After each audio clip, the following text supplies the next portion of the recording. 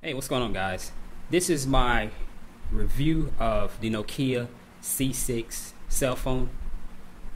If you've been watching my videos, I did an unboxing about a week ago, and I want to tell you what my impressions of the phone are and what I feel are the good and bad points of the phone. Again, this is a Nokia C6.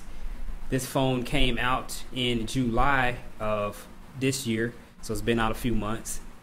It ranges in cost from I say the low end at about $150. The high end is around $300. So it's not overly expensive, and usually it's within everyone's price point that's looking for a decent phone.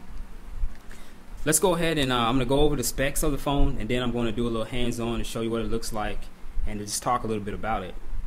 Okay, it operates on 3G network. Like I said, it was released in July of 2010. Dimensions are 113 by 53 by 16.8 millimeters. The weight is 150 grams, so it's kind of heavy. It has a TFT resistive touchscreen, 16 million colors. It's got a query keyboard, and I'll show you that later. It has a proximity sensor for auto turn off. It has a accelerometer sensor for UI auto rotate, and I'll show you that in a second as well. You can also have it vibrate as well as use MP3 ringtones. Speakerphone is there as well. Has a micro SD slot for memory up to 16 gigabytes and has 2 gigs included. Works on GPRS, Edge, 3G, Bluetooth, as well as it has a USB connector. Capable of doing geotagging, has a 5 megapixel 2592 by 1944 pixels, has an autofocus and an LED flash. It has a good camera, and I'm going to show you that as well. Now, operating system is a Symbian OS, which is pretty much the standard on the newer Nokia phones. You can do messaging as normal with multimedia messaging, SMS messaging, etc. You also have access to your email on the phone. You can set up several email accounts, and the phone takes you through the process. It's really simple. Colors you can get in white or black. Java is enabled on the phone. That means you can use Yahoo Messenger, Google Talk, Windows Live Messenger. Standby battery time is up to 384 hours. Talk time is up to 7 hours 2G, up to 5 hours 3G. Music play is up to 30 hours. Okay, now that we've gotten past the boring stuff and we talked about the specs of the phone, let's just go and look at the, give you a little hands-on. Here's the actual handset. If you look here on the top of the phone, it has a place for the USB connector so that you can connect it to your computer. Also, if you look right next to it, it's 3.5 millimeter headphone jack, in case you want to hook headphones up to do your calls or music. If you look here on the side, it has a place for the memory card.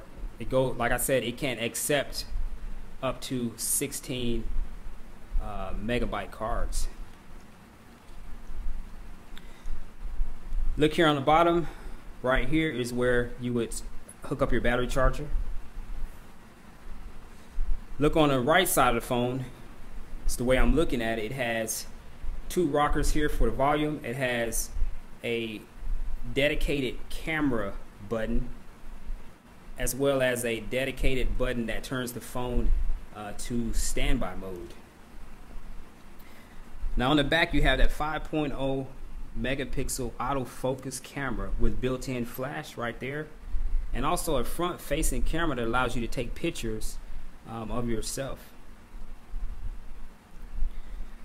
Let's take the battery cover off here real quick. Bear with me 1 second. Oh man, this doesn't want to come off here. There you go. Now the back here, I'll take the cover out. See the battery. You see the SIM card for whatever carrier you have. Let me slide this back on.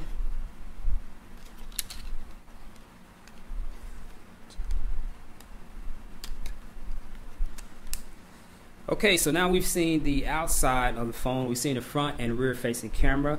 As you open the phone up, it has a really nice keyboard on the front of it. Now the only thing I don't like about the keyboard is that the top row, sometimes it's hard to type the letters and the numbers on the top. It's just a small amount of space, so you just have to be careful hitting buttons. Other than that, it's a very nice keyboard and it feels very nice to the touch. Let's see here. If you look here on the front, you have 3 keys here. The middle button will take you to the home screen. These 2 buttons here, one will turn the phone on and off, and the other one allows you to select which applications you want to use or which programs you want to open up. And the red button also serves as a back button. So basically these buttons kind of have dual functions. Depends on what screen you're on and what programs you're looking at. Okay, now you have the ability from your handset to go to the Nokia OV store. What that is just a store where you can download applications. I've also made a video of the OV store, so you'll get an idea of what that is. It's really nice. It doesn't really compare to the Apple store, but a caveat to that is that most applications in the OV store, the Nokia OV store, are free. So that is very good.